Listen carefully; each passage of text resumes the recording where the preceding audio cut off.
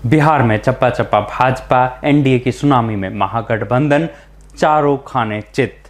नीतीश कुमार की धमाकेदार वापसी। नमस्कार, हरिभूमि टीवी पर आपका स्वागत है। बिहार विधानसभा चुनाव के नतीजे अब तक के रुझानों से लगभग साफ हो चुके हैं। 243 सीटों पर आए रुझानों ने स्पष्ट कर दिया है कि राज्य में एक बार फिर नीतीश कुमार की अगुवाई वाली एनडीए सरकार बनने जा रही है। जहां एनडीए क्लीन स्वीप कर बहुमत आंकड़ा पार कर चुकी है, वहीं महागठबंधन को बड़ा झटका लगा है। रिकॉर्ड तोड़ वोटिंग के बाद जनता ने किसे चुना, बड़े चेहरों का क्या हाल है, आइए देखते हैं बिहार की राजनीति के आज के सबसे बड़े अपडेट्स।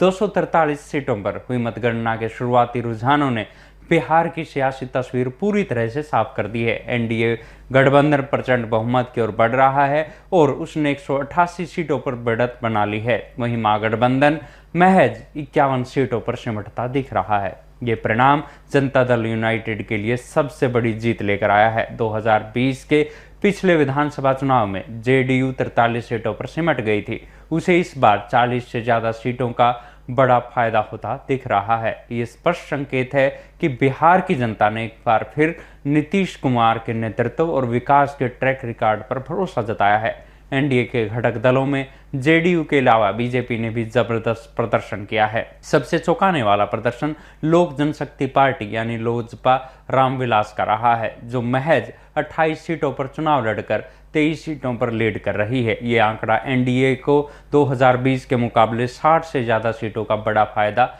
दिखा रहा है। जहां एक और एनडीए में जश्न का माहौल है, वहीं महागठबंधन के प्रमुख दल निराशाजनक प्रदर्शन कर रहे हैं। राष्ट्रीय जनता दल को उम्मीद के मुताबिक सीटें नहीं मिली है, लेकिन सबसे बड़ा झटका कांग्रेस को लगा है। कांग्रेस इस चुनाव में 61 सीटों पर चुनाव लड़ रही थी, वो महज 6 सीटों पर ही आगे चल रही है। कांग्रेस का ये खराब प्रदर्शन महागठबंधन की हार का एक बड़ा कारण बना है। प्रशांत किशोर की पार्टी जनसुराज का खाता खुलता दिख नहीं रहा है और निर्दलीय तथा अन्य प्रत्याशी 4 सीटों पर बढ़त बनाए हुए हैं। ये चुनाव इसलिए भी महत्वपूर्ण है क्योंकि इस बार 67.10% रिकॉर्ड तोड़ वोटिंग हुई है, जो 2020 के विधानसभा चुनाव से लगभग 10% ज्यादा थी। जनता के इस भारी मतदान ने जंगल राज 2.0 बीजेपी नेता अशोक चौधरी को रोकने के लिए वोट किया है। जनता के इस भारी मतदान ने जंगल राज 2.0, जैसा कि बीजेपी नेता अशोक चौधरी ने कहा था, को रोकने के लिए वोट किया है। अब बात करते हैं बिहार के उन बड़े और बाहुबली चेहरों की जो आज मतगणना में अपना भविष्य तय कर रहे हैं। आरजेडी के तेजस्वी यादव राघोपुर विधानसभा सीट से एक बार फिर एनडीए कैंडिडेट सतीश यादव से बड़ी बढ़त बनाए हुए हैं, लेकिन उनके बड़े भाई जेजेडी के तेज प्रताप यादव महुआ विधानसभा सीट से पीछे चल रहे हैं। भाजपा के फायर ब्रांड नेता सम्राट चौधरी तारापुर से लीड कर रहे हैं। वहीं बाहुबली शहाबुद्दीन के बेटे ओसामा साहब रघुनाथपुर से आगे चल रहे हैं। विधानसभा अध्यक्ष विजय चौधरी सरायरंजन से लगातार आगे चल रहे हैं। बाहुबली रीत लाल यादव दानापुर से बढ़त बनाए हुए हैं, जबकि भोजपुरी एक्टर खेसारी लाल यादव छपरा से पीछे चल रहे हैं। भोजपुरी सिंगर मैथिली ठाकुर अलीनगर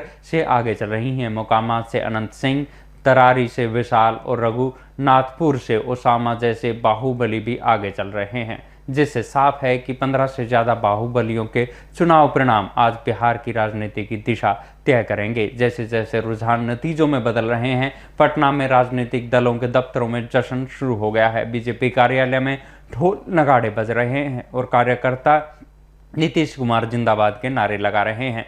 मोकामा से जेडीयू प्रत्याशी अनंत सिंह के पटना आवास पर समर्थकों का जीत का जश्न मनाना शुरू कर दिया है। गिरिराज सिंह और जीतन राम मांझी जैसे वरिष्ठ नेताओं ने स्पष्ट कर दिया है कि रुझानों के आधार पर नीतीश कुमार ही अगले मुख्यमंत्री होंगे। वहीं आरजेडी प्रवक्ता अभी भी मतगणना प्रक्रिया पर नजर बनाए रखने की बात कह रहे हैं, जबकि पप्पू यादव ने परिणाम को बिहार के लिए दुर्भाग्यपूर्ण बताया है। सुरक्षा के मद्देनजर पटना में मुख्यमंत्री आवास की सुरक्षा बढ़ा दी गई है और कई काउंटिंग सेंटर के बाहर सुरक्षा के कड़े इंतजाम कर दिए गए हैं। शुरुआती रुझानों से साफ है कि बिहार में एक बार फिर सुशासन और विकास के मुद्दे पर जनता ने एनडीए को जनादेश दिया है। बिहार चुनाव में ये रुझान दर्शाते हैं कि जनता ने स्पष्ट जनादेश दिया है। इस बड़ी राजनीतिक घटना पर आपकी क्या राय है, हमें कमेंट बॉक्स में जरूर बताएं।